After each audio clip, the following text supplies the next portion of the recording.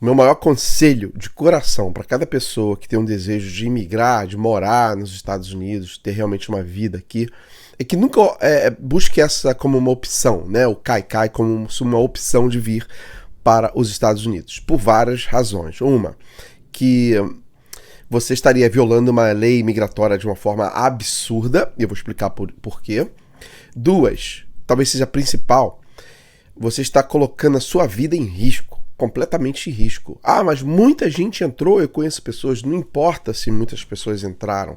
Cada caso é um caso, pode ser que o seu dia, como já existiram vários casos, existem, né? Vários casos, ainda mais agora na fronteira, inúmeros casos de pessoas que caem na mão dos traficantes, dos criminosos, dos atravessadores, enfim, tem um grupo criminoso organizado que o seu único objetivo é capturar as pessoas que querem atravessar dessa forma para poder extorquí-las, dinheiro e até fazer coisas muito sérias, como estupros, sequestro e um montão de coisas que pode acontecer. Não há muito tempo, inclusive, eu tenho um conhecido que disse que viria sim, arriscando a sua família, inclusive uma filha, né? Eu fiquei muito triste com essa decisão.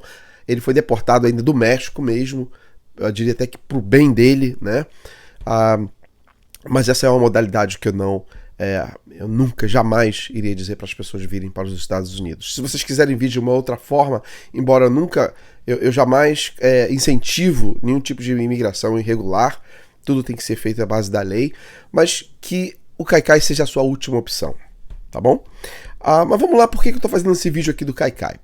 Porque as pessoas que conseguem vir e conseguem passar, né, conseguem alcançar chegar nos Estados Unidos, podem acontecer duas coisas que, ao meu ver, não tem menor sentido as pessoas se arriscarem tanto para no final elas perderem tudo, né?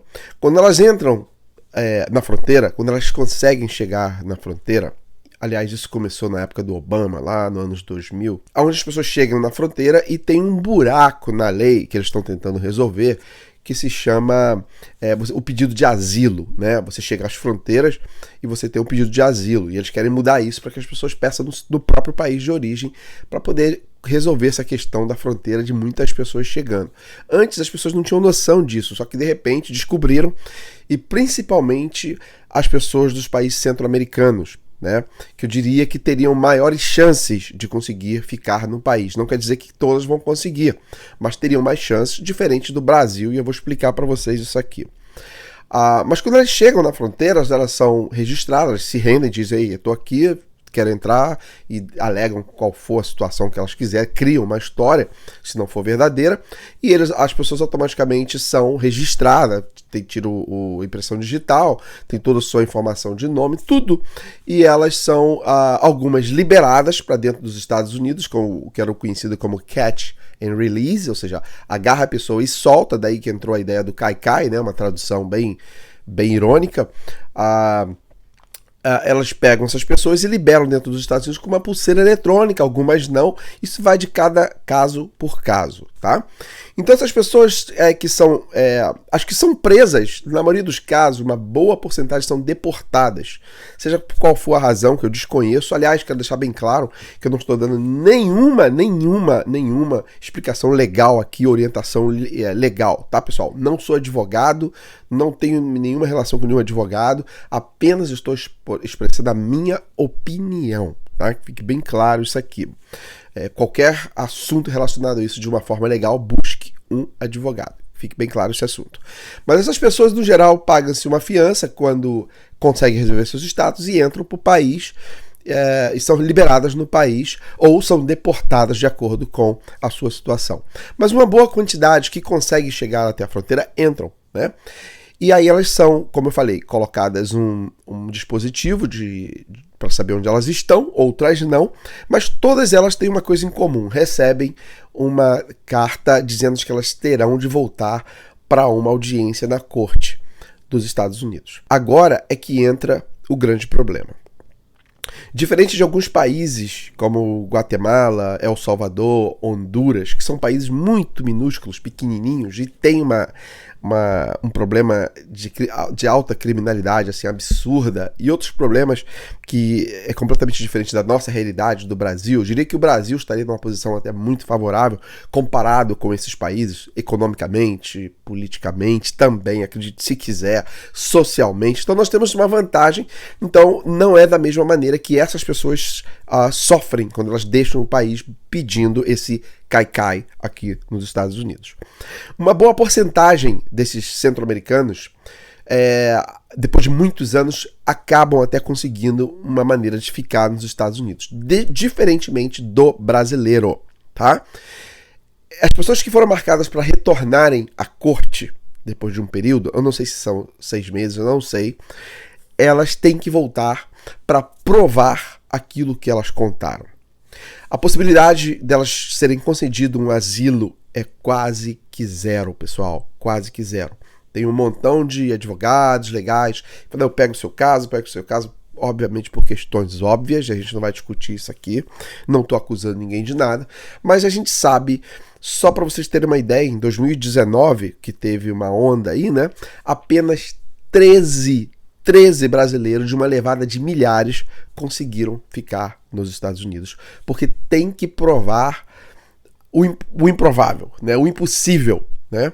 Ou seja, a possibilidade de um brasileiro conseguir ficar nos Estados Unidos é muito pequena, tá? É muito pequena. Por que eu estou falando isso? Porque se a pessoa não retornar, se ela retornar e mostrar, apresentar a sua queixa, né, se apresentar a sua justificativa, e ela não for convincente, o juiz dará dias para elas deixar o país.